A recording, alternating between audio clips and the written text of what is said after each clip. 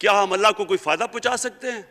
ہماری بہتری کے لیے کہتا ہے قرآن شریف میں، سب کچھ ہماری بہتری کے لیے اللہ نے، یہ تمہارے لیے بک آف گائیڈنس ہے ہمیشہ کے لیے، اور یہ ہماری بہتری کے لیے ہے۔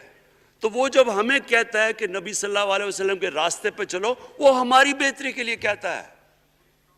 اور میں، جس نے اس عمر میں ساری دنیا دیکھ لی ہے، اسپیکر صاحب میں آپ کو بتاؤں، مجھے تکلیف ہوتی ہے دیکھ کے، جب میں یہ مغربی ملکوں میں جاتا ہوں، اسکینڈینیویا میں، سوئٹزرلینڈ میں، آپ وہاں کے اخلاقی سٹینڈرڈز دیکھیں، ان کی مورل سٹینڈنگز دیکھیں، شرم آئے گی آپ کو کہ جو ہمارے ملک میں ہو رہا ہے۔ اور یہ جو سینٹ کا الیکشن ہوا ہے، آپ کو افسوس ہوگا کہ ہم وہ کس کی امت ہیں، ہم کس کی امت ہیں، کس کے نام پہ پاکستان کا مطلب کیا، لا الہ الا اللہ، اس پہ یہ ہمارا ملک بنا تھا۔ اور آج دیکھیں، ایک کرپٹ آدمی، دنیا میں ثابت کیا ہوا کرپٹ آدمی آصف زرداری، دنیا میں اس کے اوپر لکھا ہوا کہ مسٹر 10%، مضمون لکھے ہوئے ہیں، فلمیں بنی ہوئی ہیں اس کے اوپر، اور اس ملک میں لوگ کہیں جی ایک زرداری سب پہ بھاری، کیا کہ وہ رشوت دیتا ہے اس لیے سب پہ بھاری ہو گیا؟ کیا یہ ہے ہمارا ملک؟ دوسری طرف دیکھیں، دوسری طرف یہاں بیٹھے ہوئے ہمارا لیڈر نواز شریف، اور نواز شریف ایک ڈاکو، ملک کو 30 سال سے لوٹ کے ملک سے باہر بھاگا ہوا ہے، جھوٹ بول کے باہر بھاگا ہوا ہے۔ سارے ملک کے سامنے ہمیں کیبنٹ میں ہم نے 6 گھنٹے میں بتایا جی اس کو یہ بھی بیماری ہے، اس کو یہ بھی بیماری ہے، اس کو یہ بھی بیماری ہے، وہ شاید وہ جہاز پہ بھی نہ چڑھ سکے، وہ شاید مر جائے گا۔ شیرین کے آنسو آ گئے کیبنٹ میں، اور شیرین کے آنسو آنے آسان کام نہیں ہے اسپیکر صاحب۔ تو ہم نے اس کو وہاں، جیسے وہ جہاز پہ چڑھا، جیسے وہاں گیا، وہ ایک دم بھی تبدیل، اور آج وہاں جا کے تقریریں کر رہا ہے، وہاں بیٹھ کے اسکیمیں کر رہا ہے، وہاں بیٹھ کے پلاننگ کر کے جی اسے اتنا پیسہ دو، ادھر پیسہ کھلاؤ۔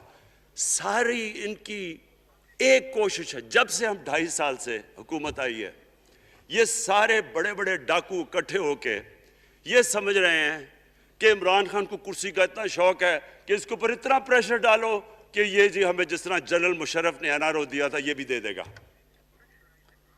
جنرل مشرف، فوج اس کے نیچے، عدلیہ اس کے کنٹرول میں، ساری، میں کیونکہ میں ادھر ممبر پارلیمنٹ تھا، اپوزیشن نہ ہونے کے برابر، جو اپوزیشن کے اندر جو مین آدمی تھا فضل الرحمان، وہ اس کے ساتھ ملا ہوا تھا، وہ 2 نمبر ہمیشہ سے تھا،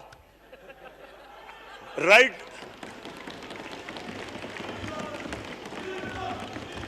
اور وہ آدمی جس کے پیچھے امریکہ ان کی جنگ لڑ رہا تھا، سب کچھ، وہ ان کے پریشر میں آ کے ان دونوں کو NRO دیا، اور اتنا بڑا اس ملک کے اوپر اس نے جرم کیا ہے۔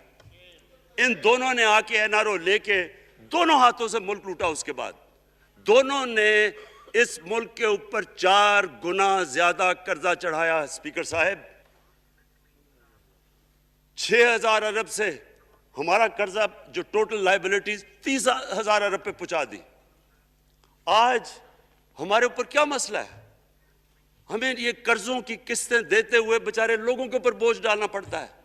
یہ جو مہنگائی ہے اس کے بعد میں بعد میں بات کرتا ہوں، لیکن میں پہلے یہ بات کمپلیٹ کر لوں کہ دیکھیں اسپیکر صاحب، میں یہ 2.5 سال سے تماشے دیکھ رہا ہوں۔ یہاں پہلے دن پرائم منسٹر بن کے پرائم منسٹر تقریر کرنے جا رہا ہے، کھڑے ہو کے تقریر نہیں کرنے دی۔ کیوں تقریر نہیں کرنے دی؟ کیونکہ ان کو پہلے دن سے ڈر تھا کہ یہ ہمارے جو کرپشن کے کیسز یہ معاف نہیں کرے گا۔ کرپشن کے کیسز ہم نے نہیں بنائے تھے اسپیکر صاحب، یہ سارے ان کے دور کے کیسز بنے ہوئے ان کے اوپر۔ آپس میں تو ان کا مکا تھا، اپنا نیب کا چیئرمین آپس میں مل کے کیسز ان کے بند کر رہا ہے۔ عدلیہ اس وقت کی عدلیہ وہ ان کے ہاتھ میں تھی، ان کو تو مسئلہ ہی کوئی نہیں تھا۔ وہاں $60 ملین آصف زرداری کا سوئٹزرلینڈ میں پڑا ہوا ہے، وہ جج کہہ رہا ہے کہ واپس لے کے آؤ۔ وہ یوسف رضا گیلانی جو یہاں سے سینیٹر بنا ہے، وہ پاکستان کا $60 بلین پڑا ہوا ہے سوئٹزرلینڈ میں، وہ جج کہہ رہا ہے کہ واپس لے کے آؤ، وہ کہتا نہیں جی میں نہیں خط لکھتا. بھئی آپ کے باپ کا پیسہ تھا، پاکستانی قوم کا پیسہ تھا، اس کے اوپر وہ ڈسکوالیفائی ہو جاتا ہے. وہ ایسے پھر رہا ہے جس طرح نیلسن منڈیلا کہیں ڈسکوالیفائی ہو گیا. اسپیکر صاحب میں یہ چیزیں آپ کو اس لیے بتا رہا ہوں، میں تو ان کو 30 سال سے جانتا ہوں. دیکھیں جب تک ہم اس ملک میں اپنی اخلاقیات ٹھیک نہیں کریں گے، مورل سٹینڈرڈز ٹھیک نہیں کریں گے، جب اس طرح کے الیکشن ہوں گے کہ کھل کے پیسہ چل رہا ہے اور ہم کہیں گے نہیں جی وہ پٹواری کیوں پیسے لیتا ہے تو وہ تھانے دار کیوں پیسے لیتا ہے، وہ سرکاری نوکر، وہ تو بیچارہ جو نچلا طبقہ ہے وہ تو واقعی جس طرح شیخ رشید نے کہا ہے مہنگائی جو بڑی ہے بیچارے لوگوں کی تنخواہ میں گزارا نہیں ہو رہا. ان کو ہم کہہ رہے ہیں کہ آپ بالکل ایماندار بنیں. اور یہ جن کا اتنا ان کے پاس پیسہ ہے اسپیکر صاحب، میں آپ کو یقین سے کہتا ہوں ان کو خود نہیں پتا کہ ان کا کتنا پیسہ باہر پڑا ہے. اتنے 30 سال سے چوری کر رہے ہیں یہ پیسہ، اور 30 سال سے پیسہ چوری کر کے اب ان کی کوشش یہ ہے کہ عمران خان کے اوپر پریشر ڈالو سارے چور مل کے کہ جی کبھی ہم گورنمنٹ گرا دیں گے، کبھی ہم وہ نکلاتے ہیں. آپ سوچیں فیٹف کے اوپر، اب فیٹف ہماری وجہ سے تو نہیں فیٹف پہ ہم گرے لسٹ میں آئے، یہ تو نون لیگ کے دور میں گرے لسٹ میں آئے ہیں. اب اگر فیٹف کی بلیک لسٹ میں پاکستان جاتا ہے تو یہاں سب کو پتا ہے کہ سینکشنز لگ جائیں گی.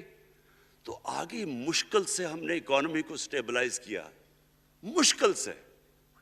اگر بلیک لسٹ میں جاتا ہے تو اکانومی سیدھی نیچے. آج جو لوگوں کو مشکل پڑی ہوئی ہے، اور مشکل پڑی ہوئی ہے ہمارے لوگوں کو مہنگائی کی، اس کی وجہ یہ ہے کہ ہمارا روپیہ جو تھا تقریباً 107 روپے کا آج 160 روپے کا. تو جب روپیہ گرتا ہے تو ساری چیزیں باہر سے مہنگی ہو جاتی ہیں، پٹرول، ڈیزل، بجلی. اب بجلی کی آدھی بجلی ان سے باقی ڈالر کانٹریکٹس کے اوپر بجلی کے کانٹریکٹ سائن کیے ہوئے ہیں، وہ سب کچھ باہر سے. دالیں مہنگی، جو چیز باہر سے امپورٹ کرتے ہیں، گھی مہنگا، ساری چیزیں مہنگی ہو جاتی ہیں. تو یہ سوچ لیں کہ اگر ہمارے اوپر سینکشنز لگ جائیں، اگر ہمارے اوپر فیٹف کی سینکشنز لگ جاتی تو یہ تو آپ تو سوچ ہی نہیں سکتے کہ یہ ملک میں کیا حال ہونا تھا.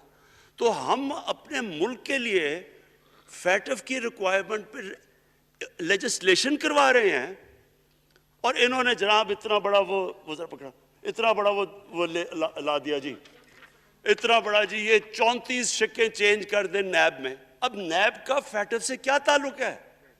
انہوں نے سمجھا کہ اب عمران خان قابو آ گیا، اب تو یہ ڈر کے فیٹف کی بلیک لسٹ سے اب تو جناب ہمیں یہ 34 شکیں سائن کر کے تو نیب کو ختم کر دے گا. مطلب یہ کہ صرف ان کی چوری کے کیسز ختم ہو جائے، بس 1 پوائنٹ ایجنڈا ان کا.